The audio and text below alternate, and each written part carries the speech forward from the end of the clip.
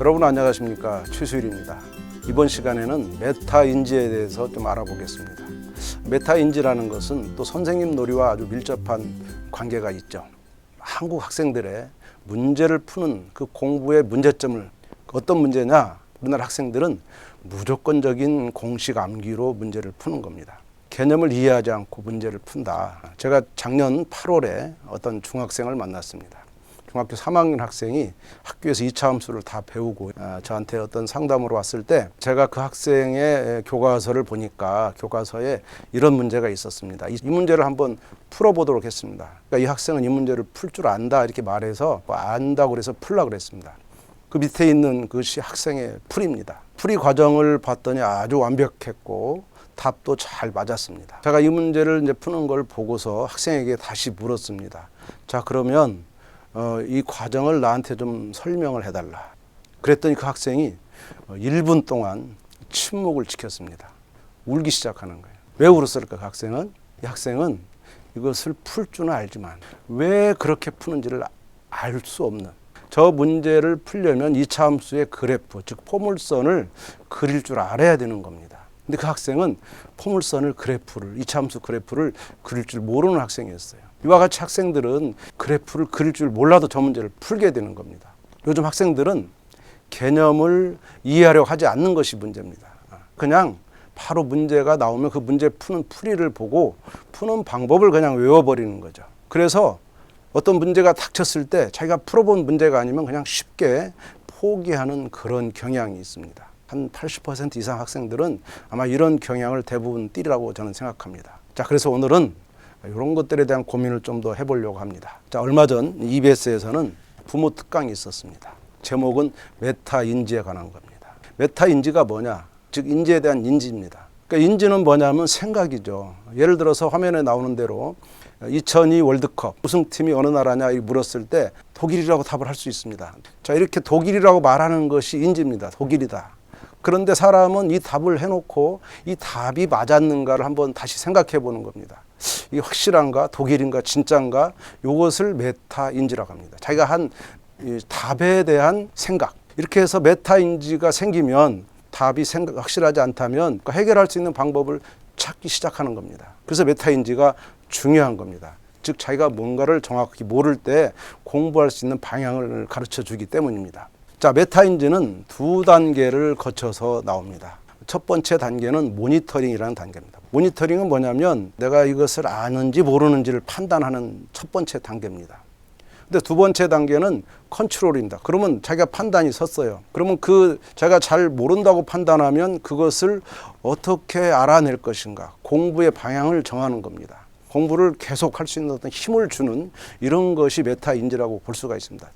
중요한 거는 컨트롤이죠. 자, 그런데 모니터링은 초등학생도 가능합니다. 근데 문제는 그 다음 컨트롤입니다. 이론에 의하면 초등학생은 컨트롤이 부정적인 방향으로 갈 가능성이 많다. 다시 말하면 자기가 잘 모르면 싫어합니다. 또 안 할 수도 있어요. 싫어, 나 안 할래. 자, 이것이 언제 정상화되냐면 중학생이 돼야만 성인 수준이 된다. 그러면 초등학교 부모가 만약에 있다면 우리 아이가 이 컨트롤을 잘못해가지고 부모가 강제로 시키면 어떻게 될까요? 그 학생은 컨트롤을 스스로 해볼 기회 자체가 없어지기 때문에 그런 학생은 중학생이 돼도 컨트롤이 생기지가 않습니다. 절대로 초등학생을 여러분이 함부로 끌고 가서는 안 된다는 겁니다.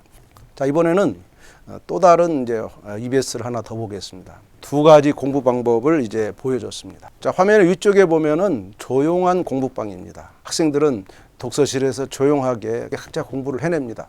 이런 모습이 한국 학생들의 표준적인 공부 방법이죠. 그런데 EBS는 또 다른 공부방을 하나 더 보여줬습니다. 그 밑에 있는 말하는 공부방입니다. 칸막이가 없습니다. 상대방과 말을 하면서 물어보면서 설명하면서 공부를 해야 됩니다. 이렇게 공부를 하고 3시간 후에 시험을 봤습니다. 자, 두 방 중에 어느 방이 더 성적이 높았을까요?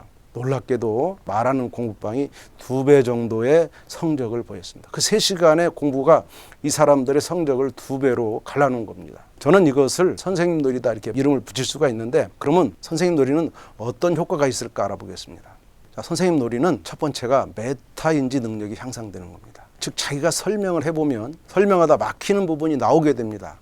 그러면은 바로 메타인지가 작동해서 자기가 그 분야를 더 공부해야 되겠다. 스스로 그것을 메워내는 능력이 생겨나는 겁니다. 그리고 이와 같이 설명해낸 것은 이해가 되기 때문에 장기 기억화가 됩니다. 학년이 올라가도 그 기억이 그대로 남게 됩니다. 그 다음에 소리내어 설명하면 뇌가 활동하고 운동하는 것을 많은 뇌과학자들이 보고하고 있습니다.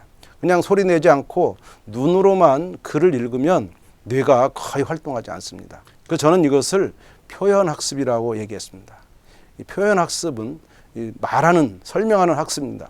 그러면 어떻게 선생님 놀이를 할 거냐 쭉 한번 정리해 봤습니다. 교과서 개념을 설명하게 요구해야 됩니다. 교과서 외에 문제집이나 참고서는 설명이 대부분 생략되어 있습니다. 반드시 교과서를 가지고 설명을 요구하면 됩니다. 그러면 이제 부모님은 아이가 배우는 책을 가지고 물어보면 됩니다. 교과서에 질문들이 있습니다. 그 질문을 그대로 부모님이 대신 해주면 아이가 거기에 대해서 차근차근 부모님께 설명해주고 여러분들은 들어주는 역할을 충실히 하는 겁니다. 그래서 아이가 학교에서 이해가 안 갔다면 설명을 못 하겠죠. 이때 부모님 역할은 왜 그런가 자꾸 그 왜를 물어야 됩니다. 아이가 그 물음에 답하는 과정에서 논리적으로 개념을 설명하는 겁니다.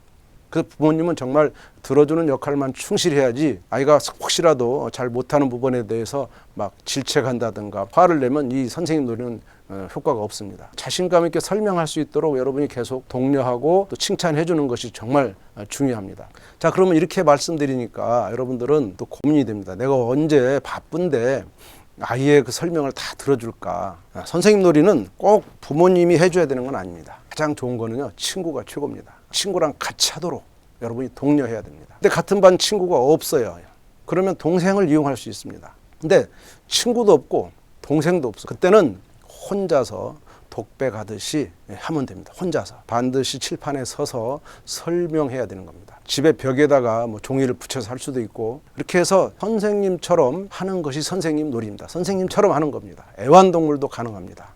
저 학생은 부모님이 힘들어 하셔서 이렇게 강아지를 데리고 설명했다고 합니다. 또 인형도 가능합니다. 선생님 놀이 효과가 있을 겁니다. 여러분 집에서 아이들한테 공부해라 그냥 공부만 하라고 강조하는 것은 사실 방치하는 것과 다름없습니다. 그것보다는 여러분 시간을 내서 공부한 것을 설명해 줄래? 이렇게 요구할 때 메타인지 능력이 자라가는, 그래서 점차 스스로 공부해내는 능력이 늘어나는 그런 걸 볼 수 있습니다. 오늘 여러분 메타인지와 함께 선생님 놀이를 설명드렸습니다. 다음 시간에 뵙겠습니다. 감사합니다.